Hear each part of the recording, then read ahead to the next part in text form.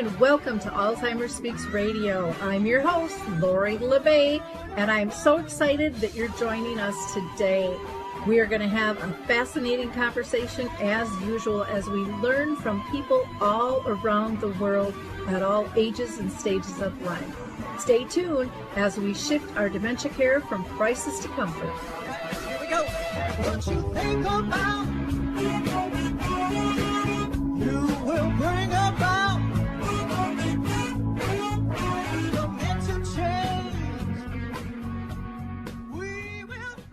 Well, hi, everyone, and welcome back to Alzheimer's Speaks. Today, we are going to be talking about brain health, and actually, there's a brain health challenge that you will want to tune into, but we're going to be talking about reducing risk and just improving brain health overall. But before I introduce you to our guest, I always encourage people to go to our website, which is alzheimersspeaks.com. There you can access all of our free educational resources that we've curated since 2009. So there's yads of stuff there, guys. You can also tap into our book, Betty the Bald Chicken, Lessons in How to Care.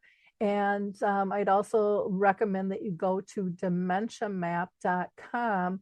We have over 150 different categories you can search. There's a calendar of events, a glossary of terms because you don't know what you don't know, and some wonderful blog articles. And if you are a business or an advocate, or maybe you are living with dementia, or a family member who has some type of support, service, product, or tool that can help others, please sign up to be a member. You can also get a tour from me directly. Just go to dementiamap.com. It's free to use, and it's free to be listed, though there are a couple of paid plans as well if you want a little more access. But enough of that. Let's go ahead and introduce you to our guest today.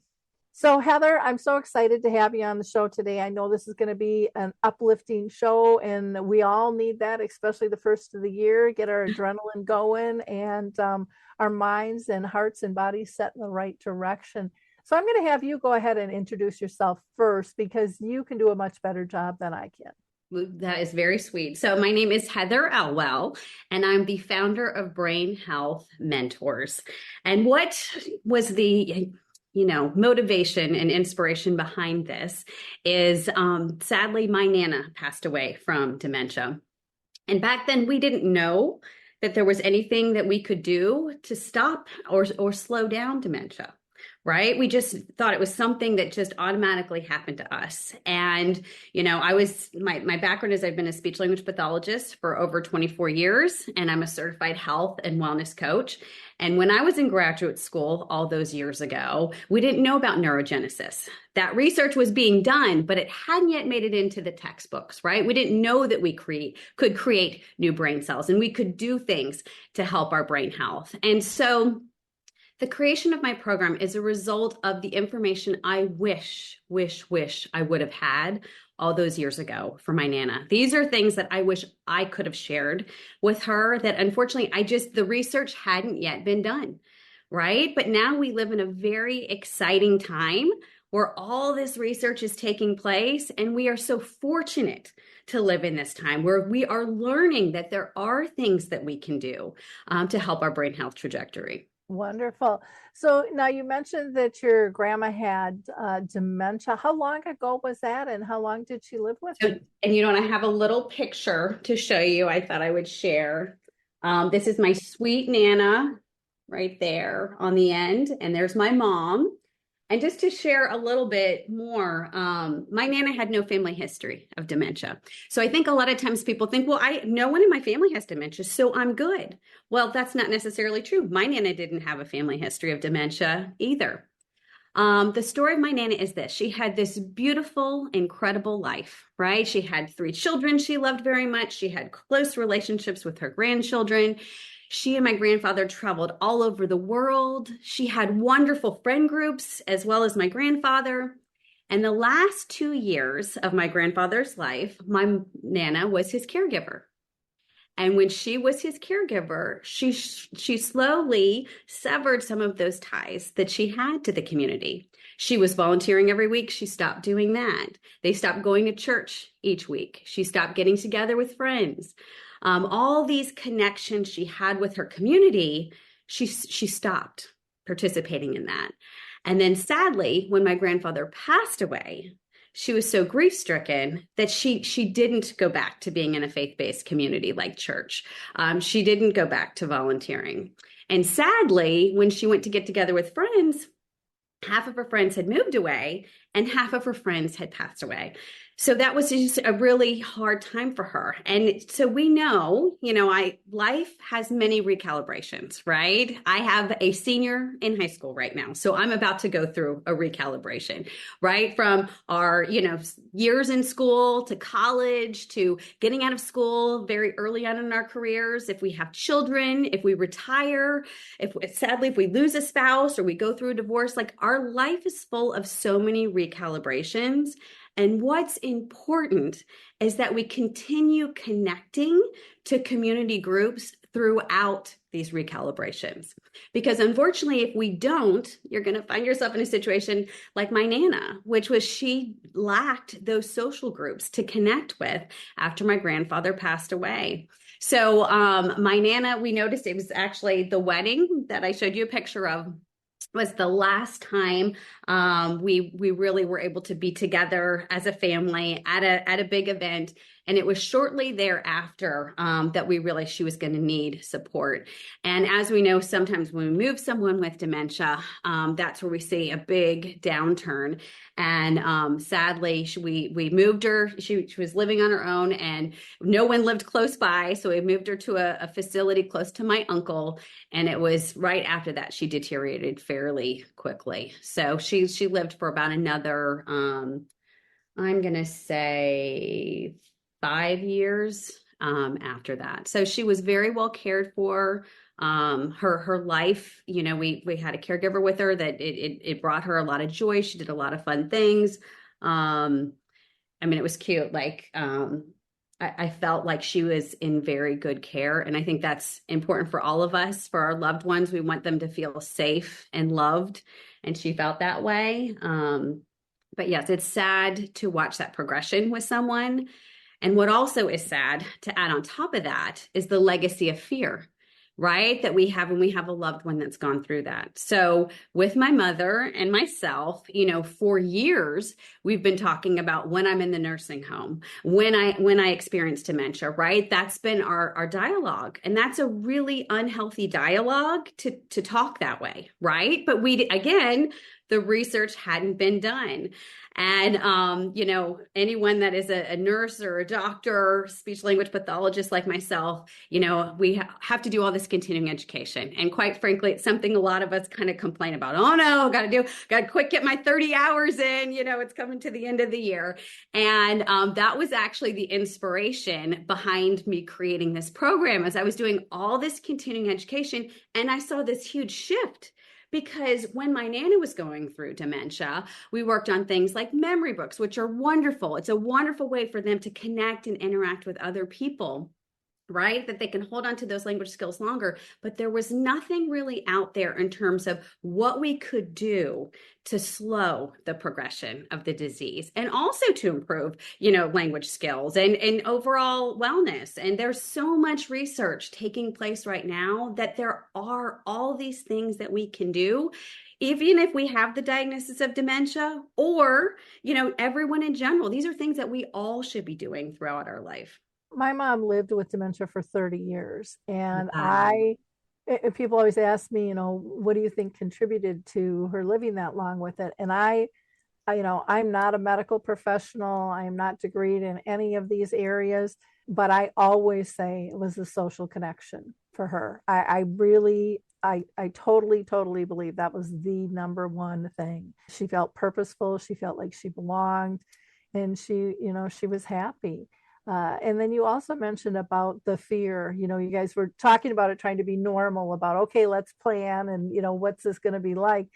And that's one of the things that has driven me nuts is kind of our fear-based marketing that's been out there for so many years, instead of how do we live graciously with this? How do we control as much of it as we can? How do we get educated about it? And, I've been in this space now since 2009.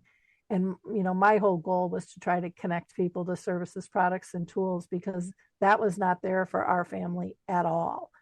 And I just thought it was asinine that there was not a well of information that you could go to. And families nowadays they're still running into the same thing. They get a diagnosis, they go out to the car, they cry for 2 hours before they can even drive home because they're devastated, and most of them don't even get the number to the Alzheimer's Association. And that is just one of millions of different types of services that are out there, but people don't know that. We have to correct that, and we have to help people find out about things that they don't know about. So I'm just thrilled to have you on the show today to talk about something new and exciting and fun that can give them control and change their attitude towards disease. I mean, disease isn't going away. We hear that on the news constantly. So we have to learn how to adapt to it, and what we can do with it. Now, you had said it was with the classes that really inspired you. Was it pretty shocking to you when you learned this information through your continuing ed? Yes, which is why I created this program. I took a year-long sabbatical to research all these pillars of brain health and what were the things that kept coming up most often in research. And then I developed a 10-week program around that. And I felt like this needs to be shouted from the rooftops. This is something every single person needs to know. And let me just say, this information is just as important for my parents that are in their mid-70s as it is for my children who are teenagers, right? We all need to be working on our brain health, right? Whether we have any concerns or not, we all need to be working on it. And, it's interesting. There's all these little choices we can make every day. And I think we have two ways we can go, right? We can have the ripple effect of fear, right? Or we can have the butterfly effect happen. And when we do things, when we're connecting with others, or we're serving others, or we're practicing gratitude, or we're learning new things, right? Those are all things that impact our family, our friends, our community. Or we can get really depressed over a diagnosis we've been given, not engage in community, impact our family, in a negative way, because, I am the sandwich generation right now. And I'm seeing, when someone is given the diagnosis of dementia that is, a parent, unfortunately, it's taking some of our sandwich generation out of the workforce. Right? So there are just so many things we can do. There are so many things we can catch early. They say, the research shows, and again, you and I appreciate this because we have a family history, 40% of dementia cases are a result of modifiable risk factors. 40%. 40%. That is a huge statistic. That is someone that has someone in their family that has experienced dementia. I will take that. I will take that all day, and I will do everything in my power to help reduce my risk, because I see how it impacts so many people around you, and all the things that we know that contribute to good brain health help your family, your community, your loved ones as well. So, I tell, whenever I give speaking engagements, or I always share with my clients, everyone is a gift. Everyone is a gift. Even if you have the diagnosis of dementia, you can still be an enormous gift to others. Whether it's a compliment, a smile, just being outside in community, waving to someone, right? We can be a gift to others. And I think that we all need to hold on to that purpose, that we all have a purpose. There is something that we can all do that can help others. And so by practicing that, we're also, not only is it life-giving for other people, but we're helping ourselves as well. Oh, I totally agree with that concept. I think so often people just, because again, it's been a fear-based marketing thing for years. you get a diagnosis and people picture everyone at end stages, in a wheelchair, not able to care for themselves, can't speak, can't do anything.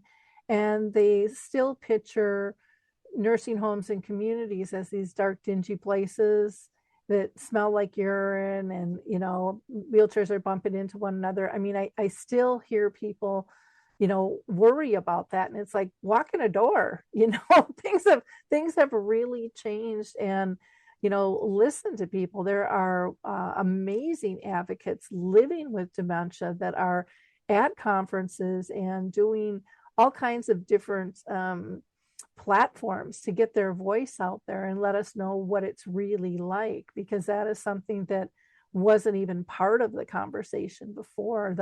The patient wasn't part of the conversation. The caregiver might be heard but not really listened to. And the concept you're talking about is inclusive of everyone, saying we all have this ripple effect, we all impact one another, and you can't just push a sector out of the way and think that it's not going to have an effect on everybody. It does. And I think that piece about gratitude is really important, because I'm a firm believer that you will find what you're looking for. So if you want the doom and gloom and fear, it's going to be all over for you to grab and latch a hold of. But if you want to find joy, there's just as much, if not more, of that out there. But if you're not looking for it, you're not going to find it. That is so true. And you cannot experience gratitude and fear at the same time. Mm-hmm. It's not possible. Yeah. So when we are practicing gratitude, right? And what's a great way to do that? When we're serving other people, right? When we are practicing gratitude, we are not able to experience fear at the same time. So I'd love to tell a story about one of my recent clients had recently been given the diagnosis of dementia, car keys taken away. She's sleeping 12 hours a night because she's, depressed. And she started working with me, and we talked about sleeping, a little bit less, having structure and routine to her day. So all of a sudden she's up a little bit earlier. She's walking around the neighborhood. She's saying hi to her neighbors, right? Having conversations with all of them. She had been going to church, had stopped during the pandemic. So I encouraged her to go back. All of a sudden she realized, oh my goodness, I saw this person. And I said hello to that person. And it was, she saw all of a sudden all these opportunities of ways that she could serve. And to me, that was the most exciting thing, was this light bulb go off, and for her to realize my life is not over. There are still a lot of things that I can do. And so she decided one of the things she would like to do was reach out. She had several friends that were recent widows. So she was going to call them on the phone and just tell them, I'm thinking about you. I'm praying for you. And I would wish you could hear the joy in her. This is someone that was sleeping 12 hours, feeling very depressed. And then we had this shift that we were connecting with others and we have stories, right? If we're not experiencing life, we don't have any stories to share. Right? Just being out in community, you can come home and, potentially, if you have good language skills, talk about what you saw, right? And communicate. I think that's a great way to look at this, is what stories do you have to share? What life are you experiencing that you can share that with other people? And again, looking for ways that you can give back. If you're not out and connecting with others, you're not seeking or finding ways that you can help others. And it can be a lot of times people think, okay, what are the big things? It doesn't need to be a big thing, right? It can be a kind text. With this woman, was just reaching out to friends and having a conversation and telling her sweet friends that she was thinking about them. And as a result of doing that, it put her life in perspective, because she was still married. She felt so grateful. Like, here I am, I'm married. All of a sudden her diagnosis was not her focus, because her focus was on other people. Well, I think that's really true. And I think that can work with the individual. It can work within families. I remember when my dad died and I was together with my brothers, and I was saying, I think I might write a book. And I was sharing some of the stories about caring for him and mom. And I remember my older brother saying, well, where'd you get the stories? And I remember my mouth must have just like hit the floor. Like, well, I was there. And I just thought, oh my gosh, they weren't there. They don't have any of these stories. And they were really kind of jealous. That's how I felt, anyways, in that moment, that they didn't have those stories. And it's like, you can't, you have to create the stories. You have to be part of the story. And that was just that just hit me so hard. And it made me put them in a different light in terms of trying to get them to be like me and have them care, because that's one of the things I always hear with siblings. They always want their family members to step up, but everybody does stuff differently. And so often a person who's diagnosed becomes the disease. We allow that to happen to them, and that should never happen. We don't see that with other diseases where people feel it to that effect or for that long of period of time. But I think it is normal when you get a chronic illness, to feel some depression, to feel some sadness, to feel some anger. I think those are normal emotions, but it's getting out of those cycles and then reclaiming who you are as a whole person. Well, Lori, I absolutely loved. I was listening to your podcast last week, and you had a story that I would love to repeat. And it was this, that your mother, that had been diagnosed with dementia, really wanted to watch your daughter, right? She really, really, really wanted to have this experience where she was babysitting, your daughter, and that she felt that she was helping out in caregiving. And you said it took a little extra work, you had to kind of prepare, the food ahead of time, but you said it was such a beautiful moment to watch her feel like she had this purpose, right? That she was able to do this nice thing, experience this sweet moment with your daughter. And I think just that was such a beautiful example of, what are ways we can, if we are caregivers and if we are, living with the person with dementia, what are ways that we can serve together? And to think about some simple things. For, I'll give you one example. Our church, for our middle school and high school youth, they create what they call manna bags. It's just little Ziploc bags, and they put, a bottled water and a granola bar, a brand new pair of socks, and they distribute it out in the community for those in our unhoused community. So something simple like that is something that someone that has been diagnosed with dementia could absolutely do, even if they're at the later stages, just putting something in a bag and telling them, oh, this is going to be so great. This person's going to be so grateful that you've given them food and water, a clean pair of socks. I mean, I think that is a great activities to think about. What can we do? Wherever we are, and yet again, we all have different limitations, but what are ways that together we could help others? Oh, I so agree. And I want to bring up one point when you mentioned the story about my mom. I want people to understand that was not a staged event to make her feel good. That was a real event that made her feel really, really good and proud. But it was a very much a viable, important piece of our lives, because my mom and my daughter were close all their lives. Oh, And my daughter only knew my mother with dementia, but they were like this. They were just two peas in a pod, and they had a wonderful relationship.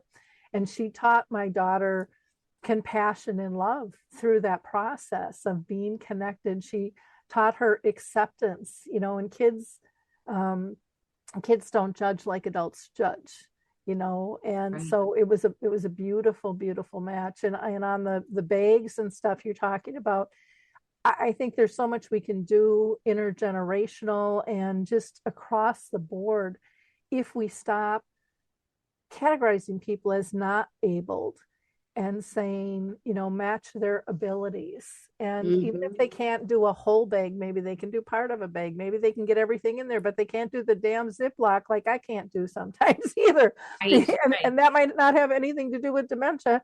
It might have to do with arthritis, and things. So, I mean, it's just really important that we look from a higher level down to say, how are we all connected and how can we serve? Again, we can talk about the butterfly effect of good, right? Yeah. You're thinking of just your mother, but it impacted your daughter because she felt loved. It made you feel good. Again, that didn't just impact one person, that impacted 3 people and Exactly. many more through your story, right? So again, when we do these good behaviors, when we make these wise choices, when we do these positive actions, the butterfly effect is amazing. It can impact so many people. Well, I want to take a little break here right now. And just in case people are popping in midstream on the show, we are talking with Heather Elwell, and she is with Brain Health Mentors. And we're just having a fabulous conversation. So, chances are, if you just popped in, you're going to want to rewind and catch it from the beginning. You can also visit her website, brainhealthmentors.com, and you can sign up for their free February Brain Health Challenge too, and we have that link in the show notes. She is also on Facebook, Instagram, and LinkedIn. But we are going to learn a little bit about Q blocks, and then we're going to be right back. Q blocks, they have been absolutely excellent to deal with. They have been in business for 18 years and they serve the globe. I can't say enough good things about this company. I've had a lot of bad experiences. I don't know about you with tech companies. They have made a very complicated process very easy. And their staff is so kind, so polite, so respectful to work with. And when I am frustrated and ready to pull my hair out, they just smile and tell me everything's going to be okay. And they really are just on top of the communication, which alleviates so much stress as an owner when you're dealing with tech issues. You can get a 10% discount. Visit them at Q Blocks at CUEBLOCKS.com, or you can email them at letstalk@qblocks.com. For that 10% discount, just put Lori, Lori, in the inquiry form. And again, I don't think you'll be disappointed. I surely haven't been. I can't rave enough about this company. And that's kind of rare these days. Well, we are back with Heather, and we are going to talk about her brain health mentoring program. So, Heather, why don't you tell us a little bit about the program itself and what people can expect?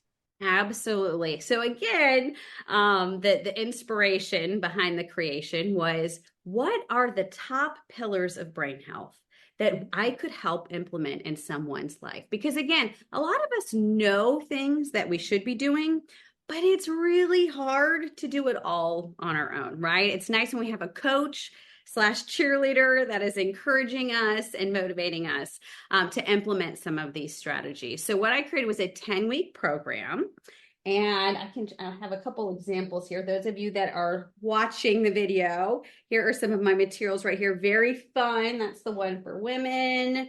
This is the one I created for men. So you get a fun workbook. It's almost like a magazine where it has, and it put together in a beautifully curated way. Here is the research behind brain health. Here's some questions and prompts, and how could we implement this into your life? So the interesting thing is, when I created this program, I thought for sure that my average client would be, someone that was retired, right? Someone that is already, through their working years and potentially is concerned about memory problems. And surprisingly, the majority of my clients are in their 40s and 50s with no memory problems at all. And the reason for that is they're hearing the stats and where we're trending. Maybe they've seen dementia with a parent or a loved one, and they say, I want to know right now. Please tell me now what I can be doing in these working years that will help improve my brain health trajectory.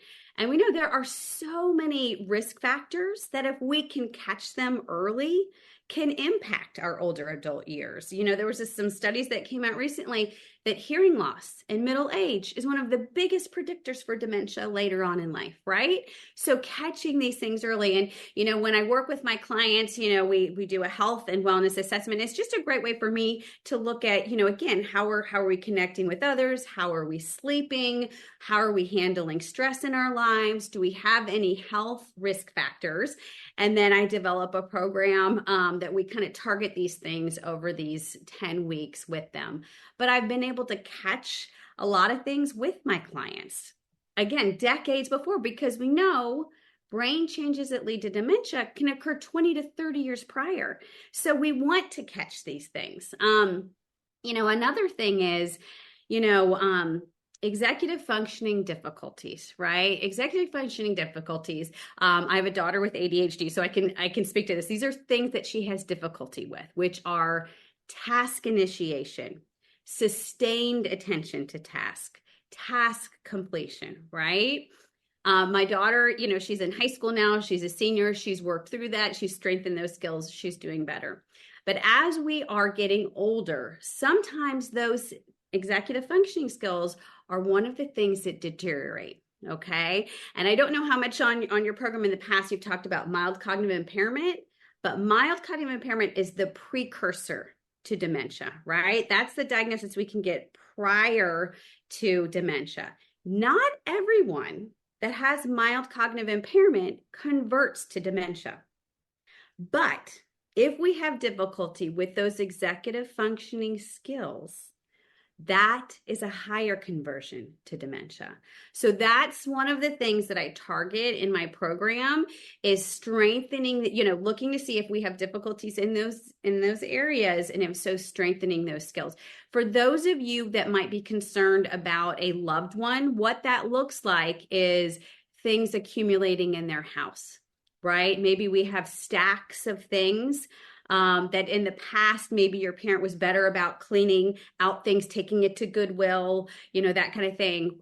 What that looks like if we're looking in a home is clutter, right? We're having trouble deciding what to do with certain things, right? And that, again, that's just one area. But I think that's another reason why I'm having more people in their 40s and 50s coming to me, because they have stronger executive functioning skills, right? So they say, I see this could be a potential problem down the road. I want to act on it right now. I want to act on this right now, and I want to help myself long term. So that's just something to be aware of. If you notice that in yourself, that is a risk factor. We want to make sure that, we are not apathetic. If we think, it'd be great to attend this community organization, or it would be great to connect with these other people, that we are following through. If we notice we are not initiating, right, and engaging, again, that's kind of a red flag. We want to make sure, again, like I said, throughout life, that we are connecting with others. And so that's, again, where my program comes in, because a lot of times I love my program, especially for people that are going through transitions. Again, people at my age that might have a child that is a senior going off to school. You think about how much our kids consume our time, right? It's so consuming, and it's wonderful, right? But I'm going to have a big shift next year. Someone that is, finishing up their working years, about to head into retirement, that's a big shift. So before, these big shifts occur, it's really important that we're looking to the future and saying, what does my next chapter look like? Right?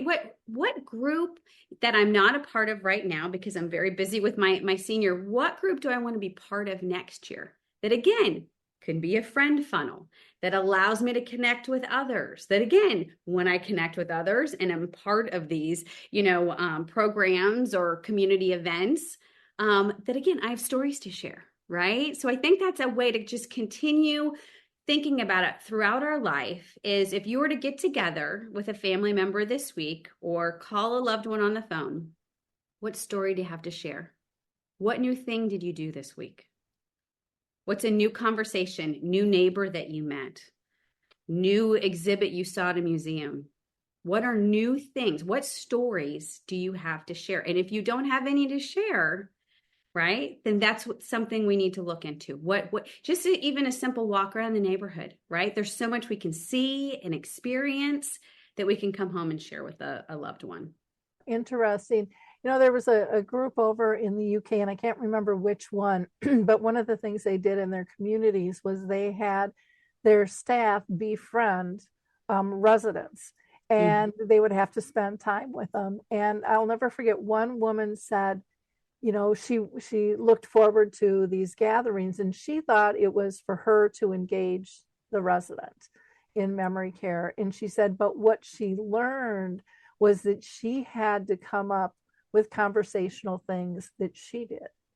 And she said it really had a huge impact on her life and how she lived it. And she didn't think initially that was the intent of this program at all, but it was really to be not a one-sided conversation, to really be interactive. And it was pretty interesting what she got out of it. Again, I think we are all more alike than we are different when it comes to these basic things. And yet when a disease hits, we tend to think, no, they're different. No, they're still the same. They just have to adapt to this, and we have to adapt to this. We have to adjust on how are we still going to make our relationship work. And I think we've been kind of pressure campaigned over the years, and it's gotten better, but it's still out there to think that the relationship won't survive and it can't exist. And that is so far from the truth. And that needs to be screamed from the mountaintops as far as I'm concerned. So I like your approach with this. To speak to, the story we shared earlier about your mother and your daughter, what experiences can we have together? Yeah. Right? If we are just sitting at home, chances are that's not going to be this beautiful experience. But if we, maybe bake chocolate chip cookies, or, we just take a little stroll around the neighborhood, or, there are all these, and I live in the Tampa Bay area, and I've noticed there are a lot of museums in our area that have certain times where you can bring a loved one with dementia, and a lot of times it's free, right? So, and that's what I love to talk about a lot too, is like, what free things can you do in your community, right? That are great for both of your brain health, right? So I think that is, it's wonderful when we can experience something together. So, when my Nana was late stage dementia, and, unfortunately the conversation couldn't happen anymore. I thought this was so clever. My uncle said, I still wanted to be able to talk to her, but I didn't want it to be this one-sided thing. So he came up with the idea to read to her, and she loved it. So he got she always loved Gone with the Wind. So he got Gone with the Wind, and he read it to her. And I think that's what we need to think. What can we experience together? And we both leave feeling so much, more joy in that moment. Oh, exactly. And there's lots of great books that you can do that with. I don't know if you're familiar with Nana's books, but they are larger print, and they are like 8.5 by 11. There's a picture, graphic on one side, few words on the other. So if someone's still able to read, they can read. And when they turn the page, it's a whole new theme. So they don't have to stay engaged in a whole story. And if they can't read, somebody could read to them, or you can just use the picture as reminiscing. So, it's a multi-purpose way to engage. Again, there's not a right way or a wrong way, with this. Let's talk a little bit about people who have gone through the program. What kind of results are they seeing? And to me, more important, feeling. Oh, I love that. Well, it's really cute. All my clients tell me they hear me in their ear. After we complete your program, we still hear you talking to us. So, again, I go back to the butterfly effect of good. My clients a lot of times, are at a stage where maybe they aren't engaging as much in the community as they, had in the past. And again, this is all ages, right? We're talking 40-year-olds through 80-year-olds. So that is what is so neat. Again, is looking for those friend funnels or those community organizations. And what and I just want to also encourage, we talked a lot today about serving others. Okay. And so far, this has happened with every single one of my clients. So I just want to state this. A lot of times when we have this idea and we want to do good, it doesn't happen right away.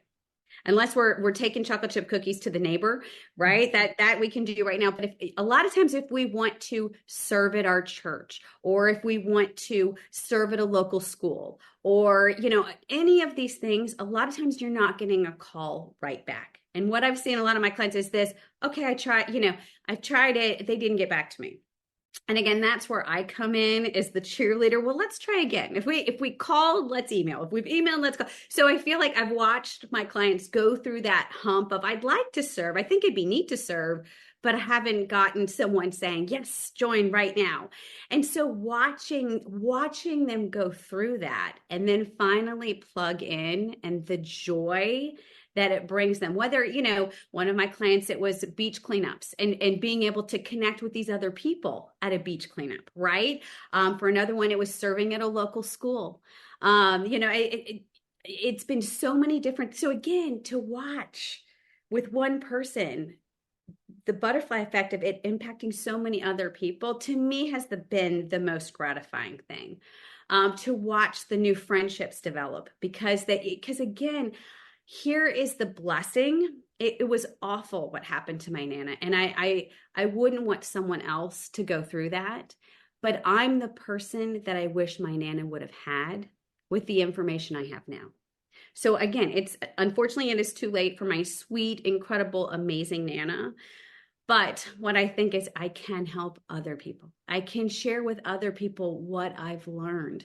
And I think, if my Nana was a client right now, let me tell you what I would have shared with her. I would have said, please go back to your church. I know you loved it. Go back. Go back, chat with people. Maybe join a Bible study. She loved to garden. Please join a gardening club, right? Where you can serve in the community. You can help beautify your community as well as meeting other people.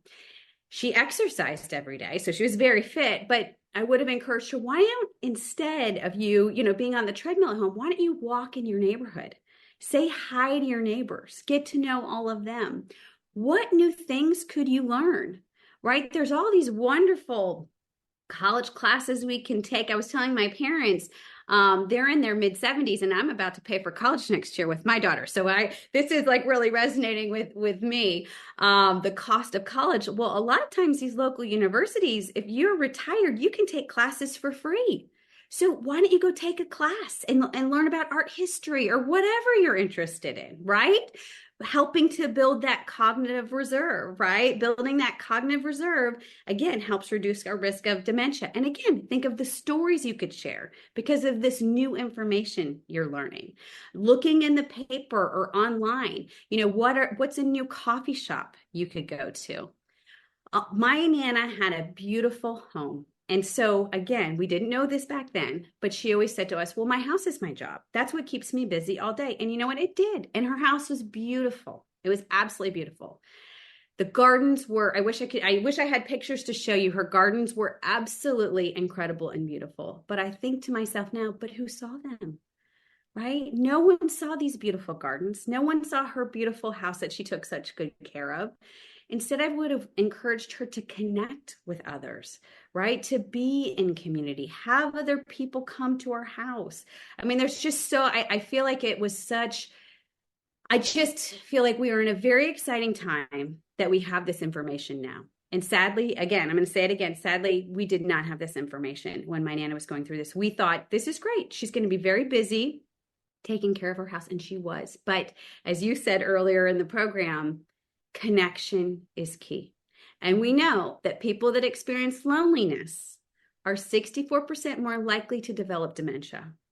And again, so my Nana that had a great medical history, no family history of dementia, very healthy, I truly believe with her, it was the loneliness and it was the grief and it was the lack of connection and conversations with others that greatly contributed to her being diagnosed with dementia. Oh, I totally would agree with that. Now, tell us a little bit more about your brain health challenge coming up in February. And it's so fun. So, I just think there are so many life-giving strategies that we can do every day that, again, make us have a more beautiful and abundant life, are free to do, right? And it's just little tips every day. So if you sign up for the Brain Health Challenge, it'll just be one little tip a day That'll be something fun for you to do. And again, it would be wonderful if this tip that you incorporated it into your daily life, right? If you could make it a habit. Again, it's hard to do it all on our own.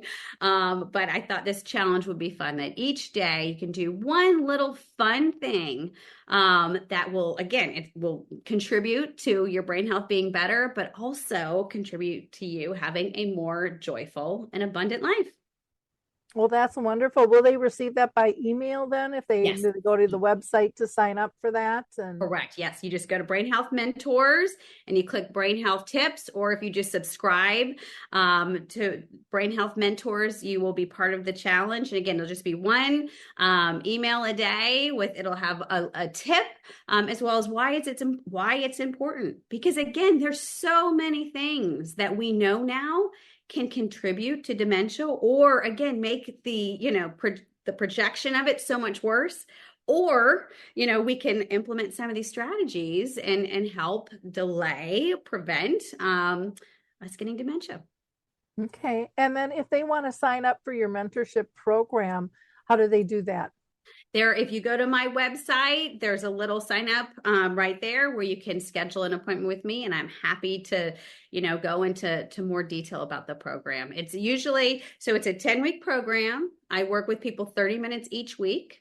You'll get virtually the workbook that I showed you, as well as just things to think about. I have these daily observations that I have my clients, they just look at it every day. And again, that's where I get in their head that they know, have I connected with others today? Have I exercised or gone for a walk today? How did I sleep last night?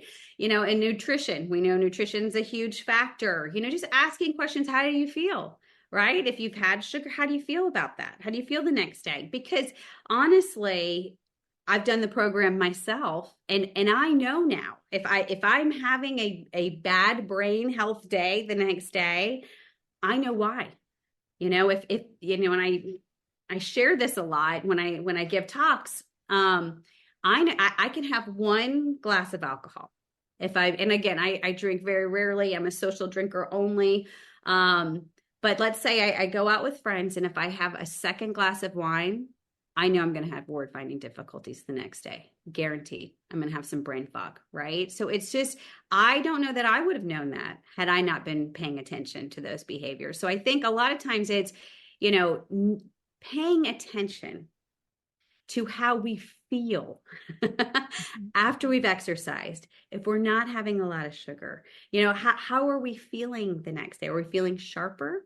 If we're feeling groggier, well, what did we do the day before that we can look to? And that, everybody's different. Everyone is different. I'll tell you, my kids have been off school for 2 weeks, and I was off for part of that time with them. I was not as sharp last week because I didn't have my same schedule. I didn't have my same routine, right? But now I'm aware of that. So I think so much of this is being aware, right? Having schedule and purpose to our day and conversations and community involvement. You will notice a difference. If you aren't experiencing those things now, you will notice a difference if you start to do those things. And I think it's important, kind of to journal those things too. As Mm-hmm. well. Now, do you have a gratitude journal? I sure do. That's one of my pillars of brain health is gratitude, because the research shows, and again, I see this with my Nana. I want to encourage anyone that has gone through the loss of a spouse or life turning out differently, than the way we thought. I think seeing a grief counselor is amazing. I think seeing a psychologist is so important if you're experiencing some of those difficulties. I know I've seen a psychologist myself. When we were going through the pandemic, again, I had 2 teenagers at home. That was a really, really tough time in our household. And again, I'm the caregiver. I'm taking care of my 2 kids. And I can honestly tell you, had I not seen a psychologist during that time, I don't think my kids would be doing as well as they are. Like I needed it as the caregiver for my children. Right. So I think seeking those services is really important because, again, if we look at the research, one of the things that keeps coming up is repetitive negative thinking. That's when we're stuck in this negative thought or idea. It can be fear. It can be, bad relationships that we've experienced in our life. But when we just keep, getting in that cycle of having these negative thoughts, that can be a fast pass to dementia. So that's why, again, gratitude is so important, because when we are experiencing gratitude, we cannot experience fear at the same time. And I'll be honest with you, for me, I had a lot of fear during the time of the pandemic with my kids and my family. And for me, it was taking a walk. I always encourage my clients to have gratitude triggers, to identify in your life gratitude triggers, right? And if I just go around the corner from my house, there's this gorgeous oak tree. Well, that's one of my gratitude triggers. So every time I would, start feeling a little, depressed or negative, I'd walk outside, I'd turn the corner, and there'd be this beautiful oak tree. These things in our life that make us just pause and take a deep breath and experience gratitude, right? I think that's really important to identify that in our life. So when we are having these negative feelings, we can experience that. When we can look back at old notes that we've been given. I don't know about you, but I hold on to my thank you notes. Whenever I receive a thank you note from a beloved family member or, anyone in clients, I hold on to those. And that's another way to break that cycle of negative thinking. When someone has, given gratitude to us and something we've done, that's another great way to stop that cycle of negative thinking. Good thoughts. Now, people can, again, go to your website, which is brainhealthmentors.com, and they can sign up for your Brain Health Challenge, which will send you out tips in February every day. Very fun tip. They can also sign up for your mentorship program as well. They can find you on Facebook, Instagram, and LinkedIn. And you can feel your passion for this, which is always fun, to be able to work with someone who just isn't just stepping you through A, B, C, D, but really believes in what they're doing and why they're doing it, even more importantly.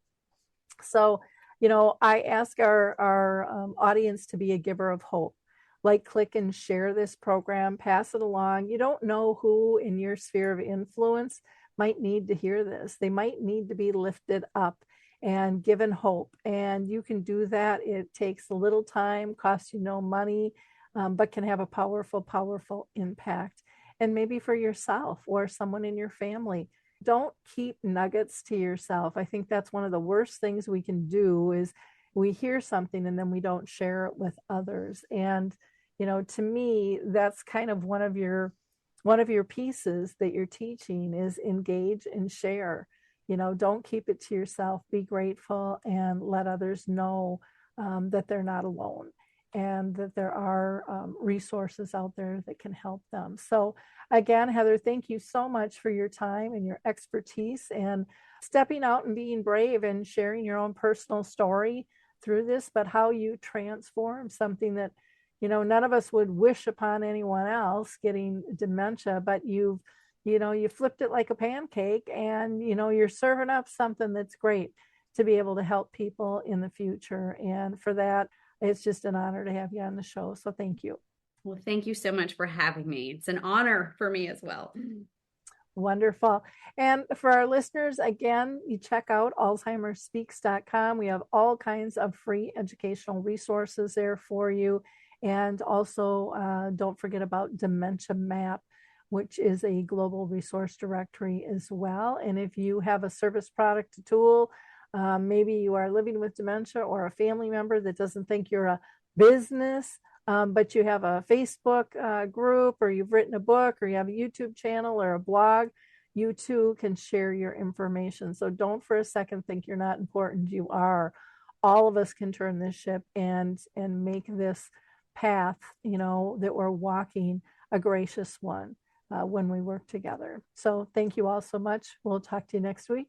Bye now.